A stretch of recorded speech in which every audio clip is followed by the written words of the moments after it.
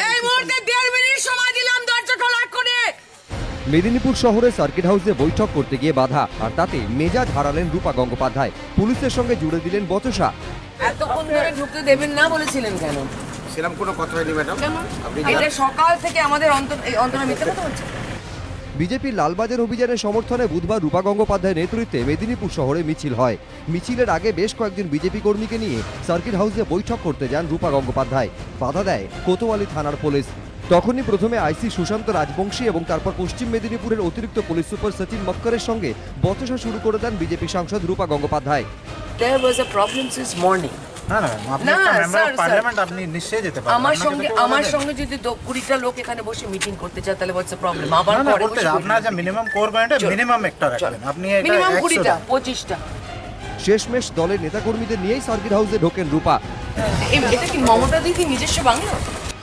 Circuit হাউসের ভেতরে ঢুকে দেখেন সেখানে আবার দরজা বন্ধ।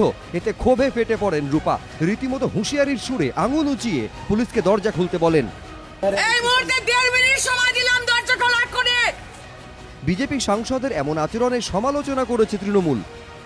উনি যেভাবে তর্জনী তুলে রাস্তায় নেবে চেঁচিয়ে জমিদারি সুলভ আচরণ করেছেন, ওনার বোঝা উচিত একজন পুলিশের কনস্টেবল তিনি কেবলমাত্র সরকারি নিয়ম নীতি মেনে চলেন। সার্কিট হাউসের রুম যার নামে বুক থাকে তিনিই যেতে পারেন, এটা সরকারি রুম। ওখানে দলবল নিয়ে ঢোকাটা সম্পূর্ণ বেআইনি। পাল্টা বিজেপির দাবি অনুমতি থাকা সত্ত্বেও রূপা গঙ্গোপাধ্যায়কে ঢুকতে বাধা দিয়েছে পুলিশ। হঠাৎ বললো সন্ধ্যাবেলা ওখানে বুকিং খাওয়া দাওয়া দুটোই ঠিক ছিল, উনি যাবেন, ওখানে কার্যক্রম আছে।